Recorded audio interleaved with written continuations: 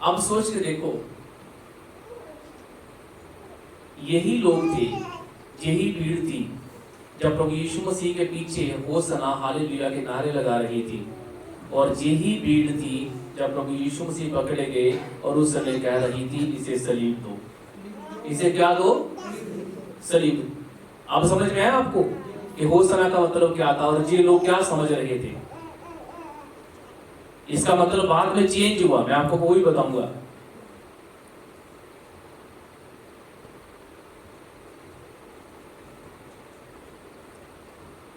और ये वही भीड़ पहले हालेलुया होसना के नारे लगा रही है, और फिर वही भीड़ जाके पिलातुस के सामने कह रही है कि इसे सूली पे चढ़ा दो। चेंज होगी। हाँ, क्यों चेंज होगी?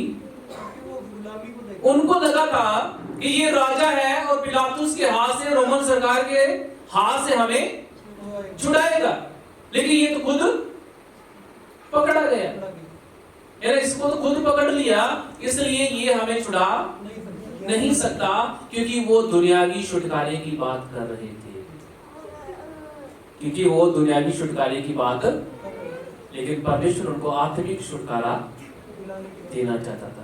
परमेश्वर स्वर्गीय राज की बात कर रहा था, लेकिन वो दुनियावी राज्य की बात समझ रहे थे।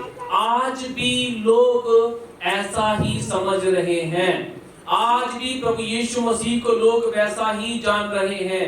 आज भी प्रभु यीशु मसीह को सिर्फ आशीष देने वाला, बरकत देने वाला, पैसे बढ़ाने वाला, बिजनेस बढ़ाने वाला, आज भी लोग वैसा ही समझ रहे हैं। लेकिन प्रियो, प्रभु का वचन कहता है वो तो तुझे मिलेगा ही मिलेगा, लेकिन मैं असली जो छुटकारा तुझे देने आया हूं वो तेरी आत्मा का छुटकारा है। तालियों के साथ सुनकर धन्यवाद करें। जो मैं असली छुटकारा देने आया हूं वो तेरी आत्मा का छुटकारा है, क्योंकि तो इसी शरीर में तेरे पास समय है, इसी शरीर में रहते हुए तू अपनी आत्मा को बचा सकता है, इसी शरीर में रहते हुए तू अपनी आत्मा को सेव कर सकता है। जब तक तू शरीर में है तब तक तेरे पास एक मौका है, समय है कि तू अपनी आत्मा को बचा ले। परमेश्वर तुझे गुलामी से आजाद करना